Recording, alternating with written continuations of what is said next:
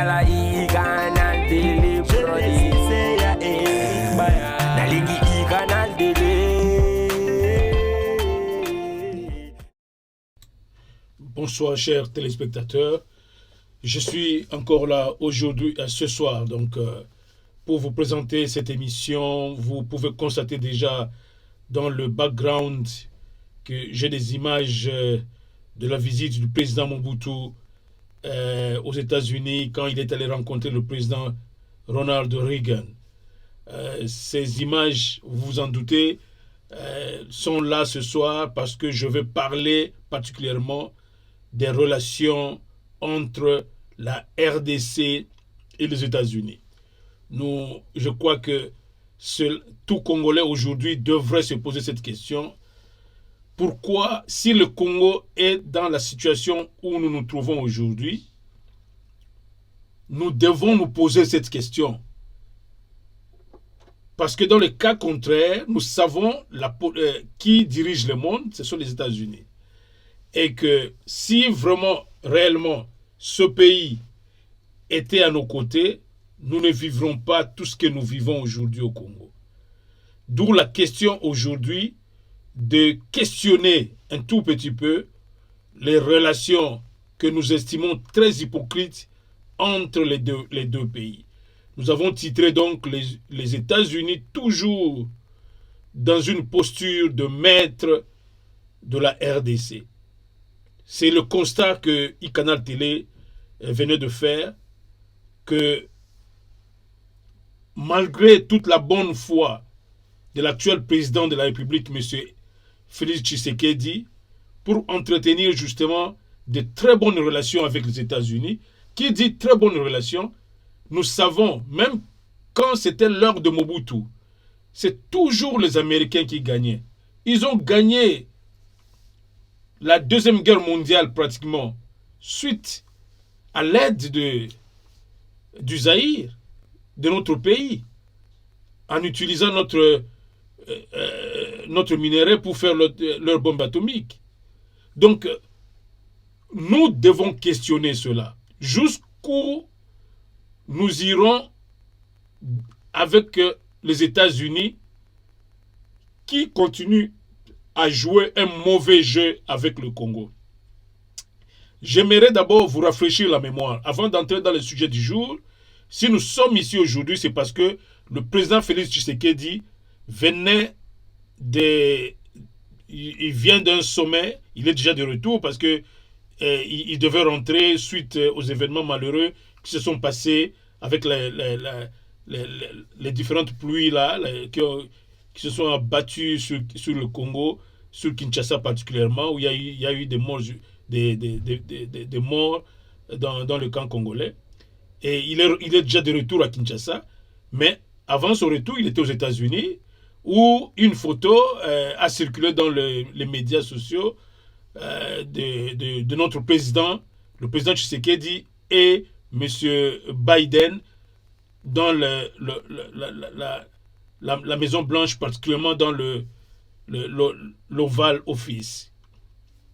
Bien, peut-être que cela peut un peu susciter quelques excitations, quelques élans positifs qu'enfin le président Tshisekedi a été reçu dans le bureau ovale. Nous, à iCanal Télé, nous disons que ça, c'est du tralala. C'est du tralala. Le président Tshisekedi devra... Je sais qu'il n'est pas dans une bonne posture pour commencer une bataille contre les États-Unis. Ce n'est pas facile pour un président du tiers-monde comme M. Tshisekedi pour se mettre en bataille contre les États-Unis. Mais au moins nous, les analystes, nous devons venir devant le public congolais pour leur expliquer ce qui se passe. Parce qu'il y a, je ne dirais même pas une hypocrisie, je dirais c'est que nous disons à Lingala, ko, c'est-à-dire l'Américain, les Congolais, ko moko boye, oyo que, bolinga te de biso zali, et puis to devoir bino rien. Alors qu'ils nous doivent beaucoup. Ils nous doivent la paix seulement. dire à leur homme de Kagame là, dire écoutez, laissez un peu ce pays là parce que nous profitons aussi beaucoup de ce pays. Donc, nous estimons qu'il y a un problème. Avant que nous puissions d'abord entrer en détail de ce sujet et puis parler du voyage du président Tshisekedi aux États-Unis pour le sommet États-Unis-Afrique, et c'est à la marge de ce sommet que le président Tshisekedi se retrouvait dans le bureau ovale. Et dans certains milieux, peut-être de l'UDPS, on peut chanter la victoire, qu'enfin le président Tshisekedi a été reçu dans le bureau ovale. Ça, c'est vraiment du n'importe quoi. Pas parce que nous voulons nous attaquer au président Tshisekedi, qui n'est rien, qui lui constate. Il constate les faits. Et nous, les analystes, nous voulons constater avec lui les faits que les Américains ne sont pas nos amis. Les Américains ne sont pas nos amis. Regardez, c'est pourquoi j'ai prévu ces images qui défilent derrière moi. J'aimerais vous les passer un peu clairement pour que vous voyez comment un autre président congolais parce qu'il a été soutenu, alors réellement par les États-Unis, vous verrez comment ce président a été reçu. Lors des visites officielles, il est allé 2 fois. Il a rencontré le président Nixon à 90, avec le président Nixon, oui, et plutôt avec Nixon, non, à 70.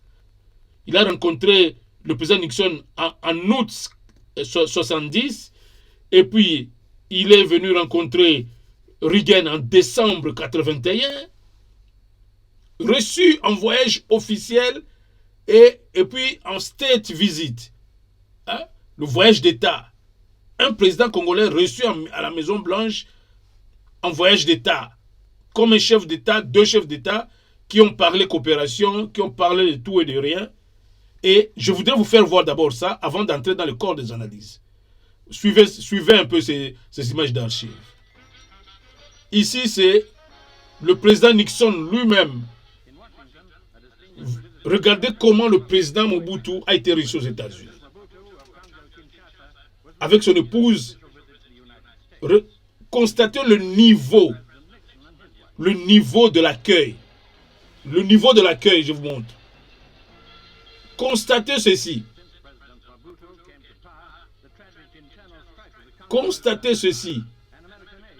Et pourtant, Mobutu qui a été reçu à 70 ici, par le président Nixon, il avait déjà commis des dégâts, il a fait tuer Lumumba, il a fait tuer les pendus de Pentecôte, tous ces martyrs. Il s'est imposé, il n'y avait pas de démocratie chez nous. Et à 81, en décembre 81, le voici encore aux États-Unis, reçu à la Maison Blanche. Reçu, regardez le niveau de l'accueil. Ça, c'est pour vous montrer que quand les Américains vous aiment, ils vous montrent qu'ils vous aiment, ils le manifestent. Quand les Américains vous aiment, ils le manifestent. Et quand ils ne vous aiment pas, ils ne le manifestent pas. On ne peut pas forcer avec ce pays. Parce que c'est un pays qui ne voit que ses intérêts. Bon, donc je voulais d'abord vous proposer cela. Vous avez vu comment le président Mobutu a été reçu aux États-Unis. Je continue à laisser ces images d'archives, surtout avec le président Reagan. Il n'y avait pas de questions à se poser. Et le président Mobutu a eu le soutien total des États-Unis. Nous l'avons vu combien il a été soutenu lors de la guerre froide, avec, surtout au niveau de l'Angola où il était derrière Savimbi, et l'autre Dos Santos qui rimait avec l'URSS. Constatons cela. C'était un ami des États-Unis. Mobutu était un ami des États-Unis.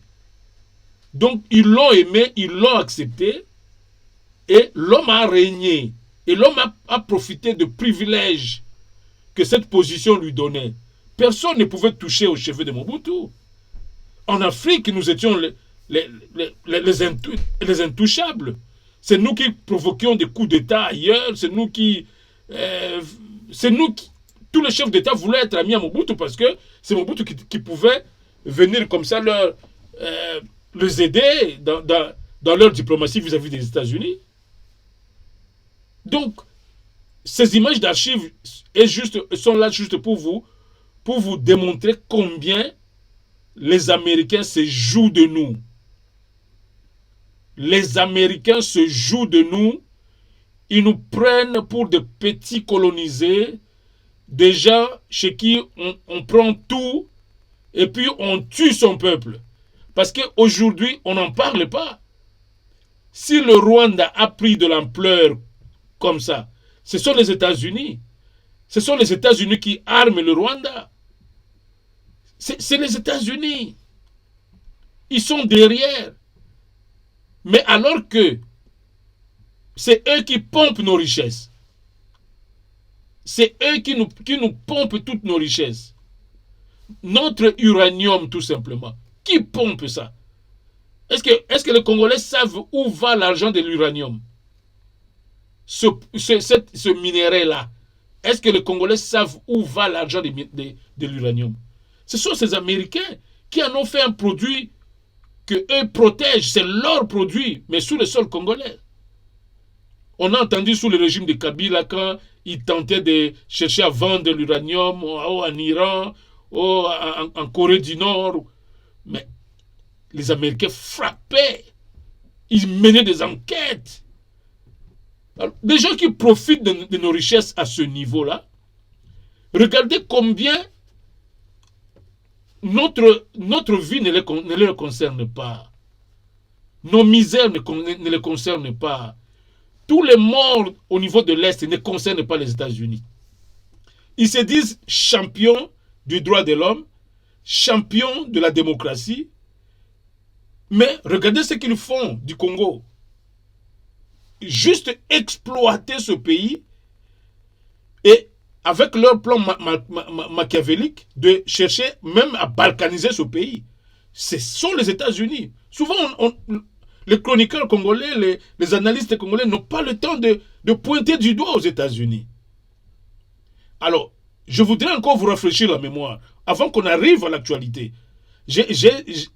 Ici, je n'ai pas respecté le plan journalistique qui consiste à commencer par la dernière nouvelle avant d'entrer dans les archives.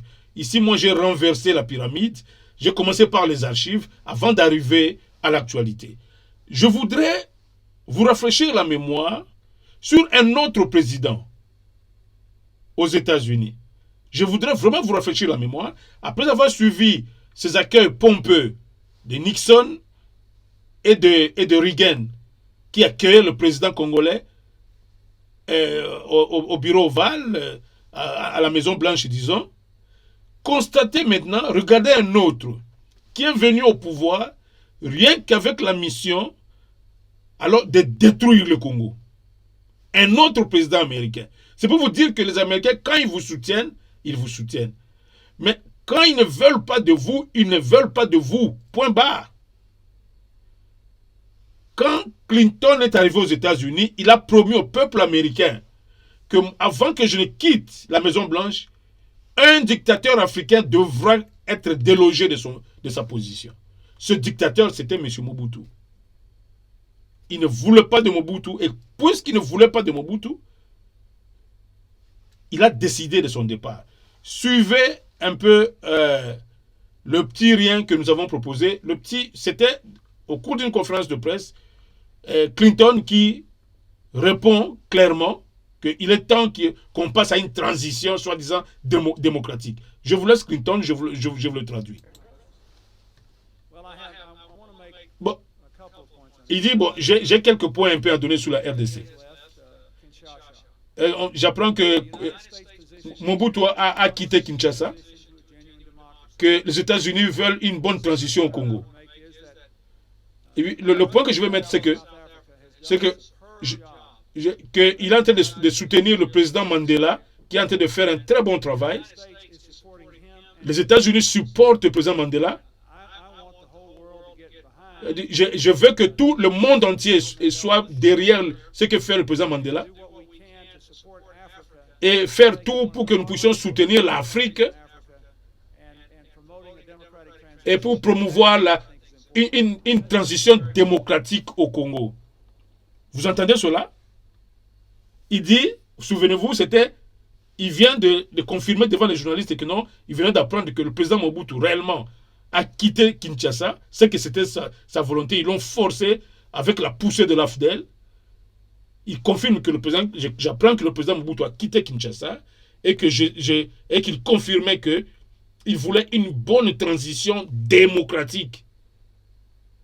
Est-ce que l'ensemble des Congolais, est-ce que vous voyez ce que le président Clinton a dit là? Quand l'AFDEL est venu au Congo, c'était une transition démocratique ou c'était le début de la misère du Congo? Est-ce que c'était une transition démocratique? Regardez ce que le président Clinton dit là. Il dit, nous encourageons une transition démocratique au Congo. Il s'est réjoui que Mobutu parte. Alors que ce Mobutu-là était l'ami à Nixon, l'ami à Reagan. Mais lui, quand il est arrivé, ses intérêts étaient ailleurs maintenant.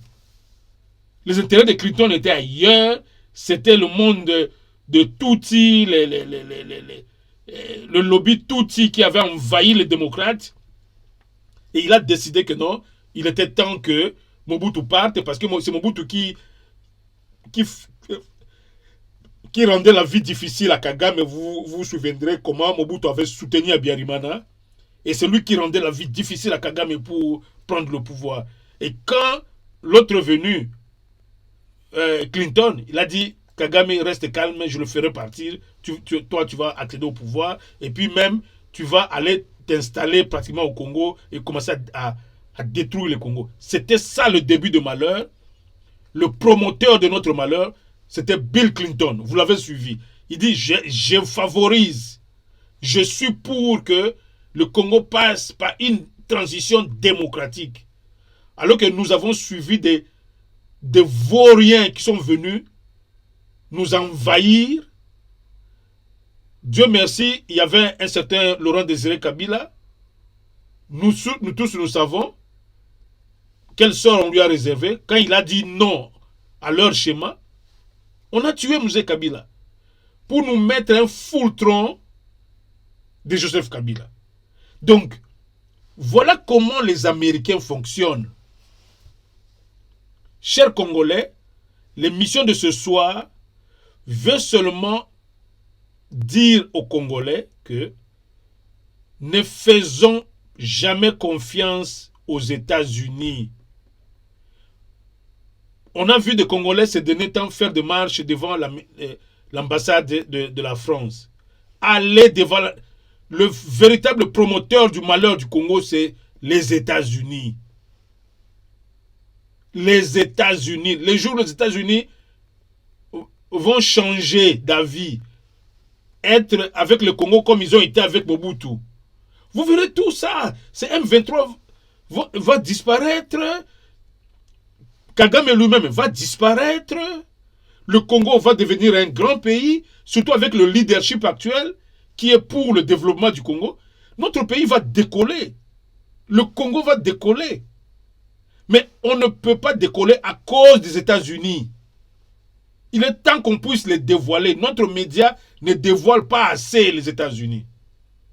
Regardez seulement la démonstration que je viens de vous faire ici. Mobutu, président congolais, dictateur de son État, il est reçu par Nixon, et il est reçu en pompe par Nixon, en pompe par le président Ronald Reagan. Regardez leur successeur, quand il a décidé que leurs intérêts n'étaient plus avec le Congo, il fallait transmettre le leadership ailleurs, il a décidé du départ de Mobutu. Le départ de Mobutu. Et c'est même eux aussi qui ont décidé de la fin de Laurent Désiré Kabila. C'est toujours le même Clinton. Le même Clinton. Donc, nous voici aujourd'hui avec un autre démocrate à la Maison Blanche. C'est là où nous voulons arriver. C'est là où nous arrivons maintenant. Nous avons un autre démocrate à la Maison Blanche. Chers Congolais, il ne faudrait pas que nous puissions nous leurrer. Là d'abord, j'interpelle les Congolais.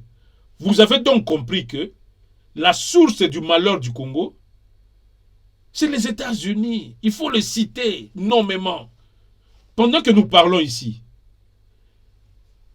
les accords qu'on a conclus au mini-sommet de Luanda, ces accords ne sont pas respectés.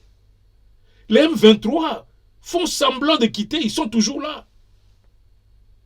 Les M23, ils ont dit non, ils ont même fixé la date, c'était un vendredi, à 18h pile, je faisais même l'émission ici. J'ai dit, maintenant à 18h pile, les M23 commencent à libérer le terrain parce que les forces de East African Community vont les remplacer.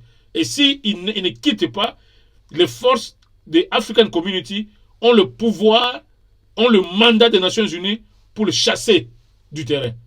Et tout cela, rien n'est arrivé. Rien n'est arrivé. Alors que ces opérations, le président Macron qu'on a suivi ici à Canal Télé a dit que les troupes de East African Community vont travailler sous l'égide des Nations Unies, de la MONUSCO. Donc ça signifie, qui dit MONUSCO, dit les États-Unis. Et si, comme vous voyez que le M23 ne quitte pas, c'est les États-Unis, il est temps que nous puissions dévoiler l'hypocrisie ou ce néocolonialisme dans lequel nous vivons avec les Américains. C'est ici où j'arrive. Je voudrais vous proposer, je ne voudrais même pas vous proposer, peut-être un petit extrait, et je crois que tout le monde a suivi ce discours du président Tshisekedi. Je vous propose un petit extrait, je ne reste pas dessus, pour vous expliquer ce que devrait être dit par le président Tshisekedi. Excellences, Mesdames et Messieurs les chefs de délégation, distingués invités, je salue l'initiative du président Biden d'organiser ce sommet USA-Afrique qui nous donne ce jour l'opportunité d'échanger sur l'une des questions majeures qui préoccupent actuellement la planète, à savoir le changement climatique et la transition énergétique qu'il exige. Puisque nous sommes réunis ici pour parler de lutte contre le changement climatique, permettez-moi d'abord, avec regret, de mettre à votre connaissance le drame que mon pays vit depuis quelques heures, cette nuit, par suite des pluies diluviennes conséquentes du règlement climatique qui ont causé des centaines de pertes en vies humaines et des dégâts matériels énormes qui auraient dû pourtant être évités si les engagements des pays pollueurs étaient respectés depuis plus de 13 ans. Toute ma pensée est tournée vers mes compatriotes en ce moment victimes de cette catastrophe naturelle. Il est donc impérieux d'agir vite et maintenant. À ce sujet, la République démocratique du Congo se félicite du leadership américain matérialisé particulièrement par l'Inflation Reduction Act, adopté le 16 août dernier dans le but principalement de réduire de 40% l'émission de carbone américain d'ici 2030. En effet, l'Inflation Reduction Act, bien que d'application locale, constitue une véritable source d'inspiration pour les pays africains, car elle démontre que la lutte contre le changement climatique n'est pas antinomique à la croissance économique. Bien au contraire, elle en est le moteur. Il est donc possible désormais de s'attaquer au changement climatique au moyen de l'émergence d'une croissance verte, appuyée par des politiques innovantes conformes aux objectifs globaux de développement durable, les ODD. C'est pourquoi mon pays est disposé, grâce à ses minerais stratégiques, à s'associer avec les États-Unis d'Amérique dans un partenariat gagnant-gagnant pour atteindre les objectifs fixés par l'Inflation Reduction Act, dont la transition énergétique, qui ont un impact au niveau mondial. Excellences, Mesdames et Messieurs, les chefs d'État et de gouvernement, Excellences, Mesdames et Messieurs, les chefs de délégation, distingués invités, la République démocratique du Congo est dotée de l'une des plus importantes biodiversités du monde et participe à la régulation climatique mondiale.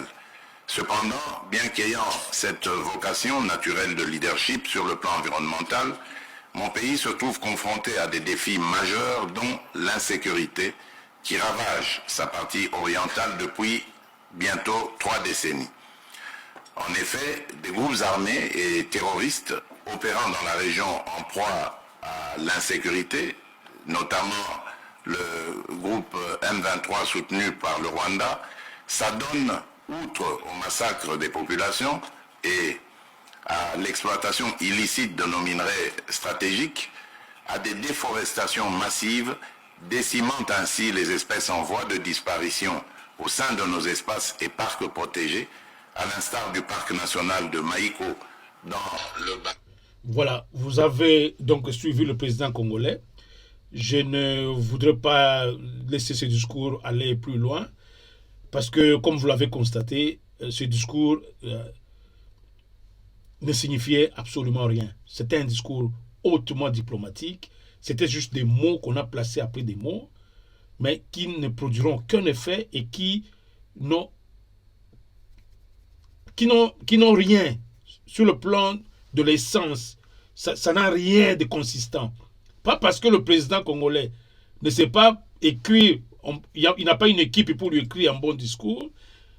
C'était un discours juste pour flatter le grand. Pour flatter le grand. Le Congo, c'est vrai, nous sommes dans un monde globalisé, mais un monde où nous sommes comme dans une jungle.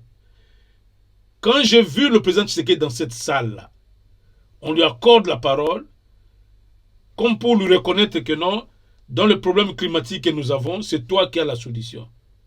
Mais oui, c'est vrai. Le Congo, comme le Brésil, c'est nous qui avons la moitié ou même plus de la moitié de la forêt mondiale, effectivement. Nous devrions être la clé dans la recherche de la solution dans ce problème. Mais en réalité, voilà ce qui se passe. Ces pays, à commencer par les États-Unis, avec l'accord qu'on vient de signer et que le président Fachi s'est félicité, que je me félicite de cet accord entre nous, les États-Unis, dans le cadre du climat. Mais cet accord, c'est un mauvais accord. Dans le cadre du climat, qu'est-ce qu'on veut dire dans cet accord-là? On veut tout simplement dire que nous ne puissions pas exploiter notre forêt à cause de ce problème climatique qu'il y a aujourd'hui dans le monde. Alors que les États-Unis, comme la Chine, ce sont les pays qui sont comptés parmi les pays les plus pollueurs du monde. Ils ont des usines jusqu'aujourd'hui qui émettent des gaz carboniques, des émissions d'effets de serre. Chaque jour, vous m'excusez, chaque jour, leurs usines travaillent et continuent à polluer. Et c'est le Congo, un pays pauvre, qu'on veut embarquer dans un accord pour prévenir, c'est vous, votre forêt n'y touchez pas et tout ça. Mais si nous, on ne touche pas, il faut une compensation. C'est la lutte. Et le président, j'ai un peu aimé quand le président dit, bon, on va essayer cet accord, nous venons de signer un accord gagnant-gagnant. Vous allez signer des accords avec les États-Unis gagnant-gagnant. Démontrez-nous que ces accords sont gagnant-gagnant. Que si nous, on ne peut plus toucher à notre forêt pour protéger la planète, qu'est-ce que la communauté internationale nous donne en retour? Pour que nous puissions aussi arriver au niveau de leur développement. Parce que ces forêts-là qui sont denses partout dans le Congo, il y a des endroits où on peut couper ces bois, construire des usines. Le bois lui-même, nous pouvons le commercialiser. Et les espaces qu'il y a là-bas dans des forêts, nous pouvons construire des usines pour développer notre pays. Mais on nous dit de ne pas toucher à ça. Et le président déclare que c'est un accord gagnant-gagnant. Qu'est-ce qui est gagnant-gagnant dans ça? Nous avons eu une preuve ici quand il y a eu ce climat ce sommet de cette rencontre le climat à Glasgow, ici en Grande-Bretagne. Qu'est-ce qu'on a donné au Congo? C'était 500 millions seulement. 500 millions. Qu'est-ce que le Congo fait avec 500 millions? Donc, le pays est en train de s'embarquer sur une mauvaise voie. Je ne crois pas que un musée Laurent Désiré Kabila allait facilement adhérer à ces choses. Mais le président Tshisekedi n'a pas le choix. Parce que s'il se rebelle, parce que ce soit, vous avez vu le secrétaire d'État américain comment il regardait Fachi. Blinken. Vous avez vu comment Blinken regardait. Il le suivait mot à mot. Voilà où Fachi peut déconner et puis il déclenche la machine. On le tue. Il déclenche la machine. C'est pourquoi j'ai dit ça c'était un mauvais discours. Un discours hypocrite. Fachi savait que je suis dans un Tekambo Kananga. Dans un Kabila Bato Mbokananga. Mais même si ce n'est pas Fachi, un autre ferait la même chose. Et celui qui refuserait là, du genre Laurent Désiré Kabila, on le tue. C'est là où nous sommes venus aujourd'hui que les États-Unis continuent à considérer notre pays comme étant même moins qu'une colonie. C'est comme un énième État des États-Unis. C'est leur État. Mais je ne dirais même pas un État, parce que si c'était un État, le Congo serait développé. Il n'y a pas un État des États-Unis qui est pauvre comme le Congo. J'aurais au moins aimé que les Américains nous disent, bon, comme vous souffrez comme ça, nous voulons faire du Congo notre territoire d'outre-mer. Vous devenez un État américain. Nous avons un État américain au centre de l'Afrique. Comme le Royaume-Uni a une partie d'Argentine et tout ça, du Portugal et tout ça. Ça se fait. Au moins, on aurait un budget voté au niveau du Sénat américain qui viendrait au Congo et on aurait des administrateurs américains ici gérant le Congo, peut-être plus proprement. Mais écoutez, le Congolais vivrait mieux. Mais nous ne sommes pas un protectorat, nous ne sommes pas une colonie. Mais voilà des gens qui viennent nous imposer. D'abord, c'est eux qui pompent nos richesses. Les États-Unis. C'est eux qui pompent nos richesses. Ils viennent encore nous interdire à ne pas toucher à notre forêt. C'est là tout le problème. Et dans l'entretemps, tout ça c'est pour chercher noise au président Tshisekedi. Pendant qu'il demande un grand service comme ça au président Tshisekedi de s'embarquer dans ce schéma de climate change, du changement climatique, mais il devrait ne fût-ce que, et le président Tshisekedi a encore rappelé que mon pays continue à souffrir au niveau de l'Est. Il y a un mouvement terroriste qui est en train de tuer à l'Est de mon pays. Il reste calme. Alors que c'est eux qui ont approuvé la loi sur le terrorisme aux Nations Unies. Quand ils ont commencé leur affaire de Bin Laden et tout, il y a toute une loi. Quand une organisation est déclarée terroriste, on est là pour l'éliminer. Mais pour le cas du Congo, nous avons fait remarquer que nous faisons face aux terroristes. Non, nos terroristes ne sont pas comme leurs terroristes de Bin Laden. Chers Congolais, je voudrais vous inviter à considérer les Américains comme nos ennemis. Les Américains sont nos ennemis. Tout ce qui nous arrive, le Macron qui va venir là, en janvier pour rencontrer le président Tshisekedi, pour venir lui imposer de négocier avec le M23. C'est les Américains qui l'envoient. Lui n'est qu'un médiateur, un porte-parole. Macron quand il va venir. Donc, le malheur du Congo, nous avons fait voir, quand nous avions les Américains avec nous, nous avons vu comment on a vécu avec Mobutu. Est-ce que les Congolais pouvaient croire qu'un pays voisin pouvait nous attaquer? Tous nous craignaient. Alors qu'en réalité, peut-être que nous disons toujours que parce qu'on avait une armée forte. Cette armée forte, mais elle a été équipée par les États-Unis. Beaucoup de nos gens allaient étudier aux États-Unis. Nos officiers sont allés étudier aux États-Unis. La coopération marchait comme sous les roulettes. Mais après Nixon, après Reagan, et tous ces gens, quand ils sont partis, Bush encore, c'était aussi bon. Avec Bush le père, c'était pas mal.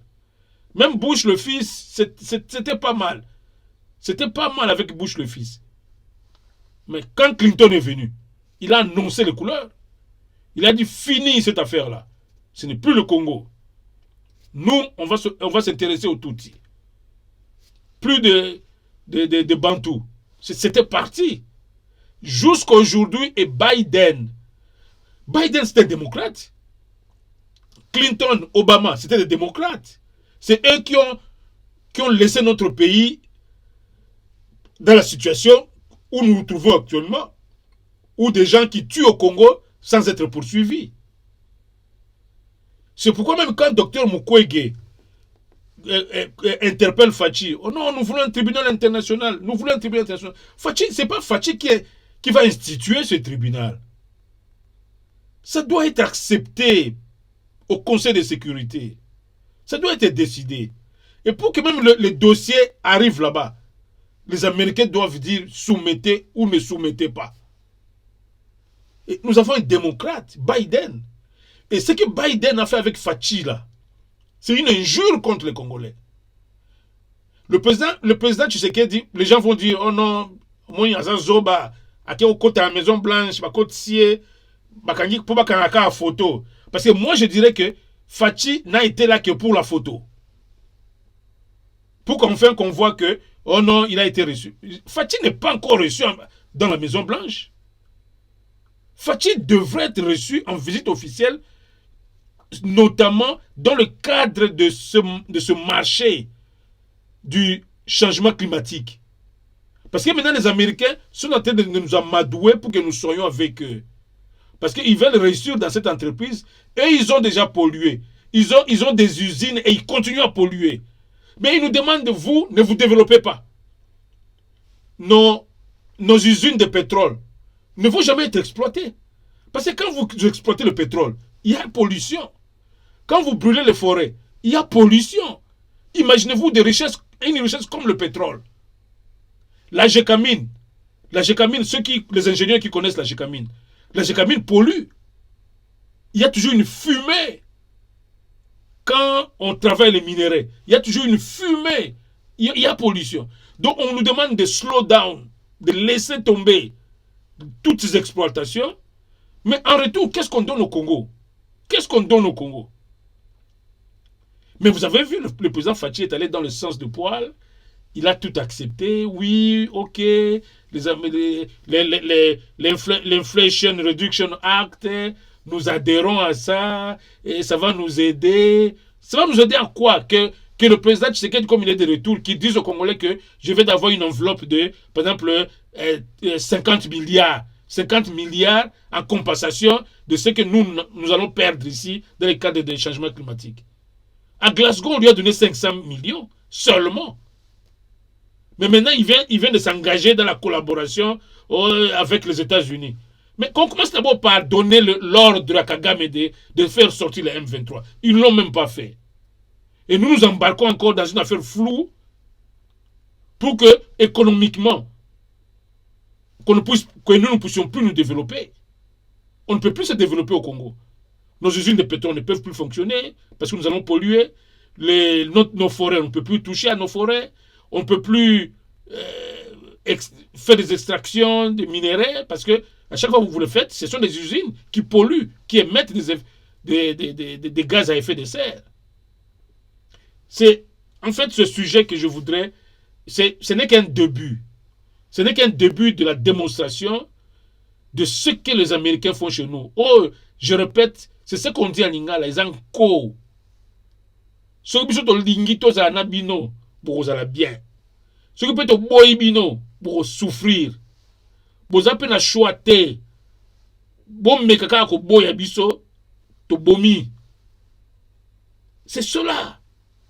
Les Américains sont des mauvais. Le président Fachi, là, je suis sûr qu'il n'a pas aimé le discours qu'il a prononcé. Dieu merci, il n'a pas assisté au dernier dîner, là. Il est rentré pleurer, c'est mort. Les Américains, c'est des mauvais Congolais. Il faut commencer à protester contre la présence américaine au Congo. Commencez à protester. Le média n'en parle pas trop. Vous allez devant l'ambassade de la France, de l'Union européenne. Quoi faire? Protestez devant les Américains, l'ambassade des États-Unis. Demandez que l'ambassadeur quitte notre pays.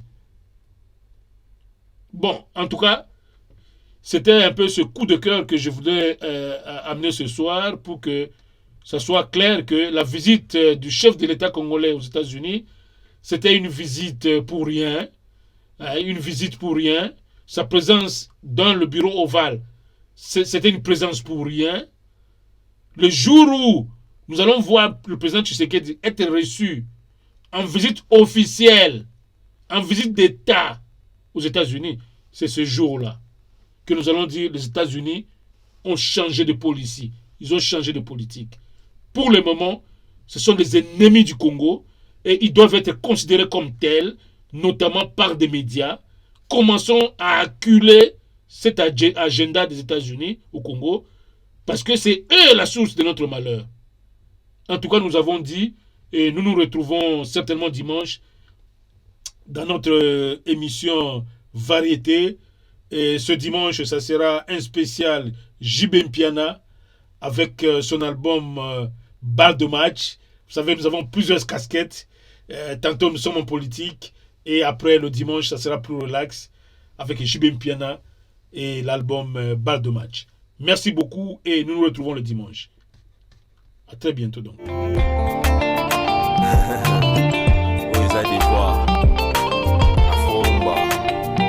Taiga Beach, Yoka. Olindini, Nalingi Canal Télé, Nadala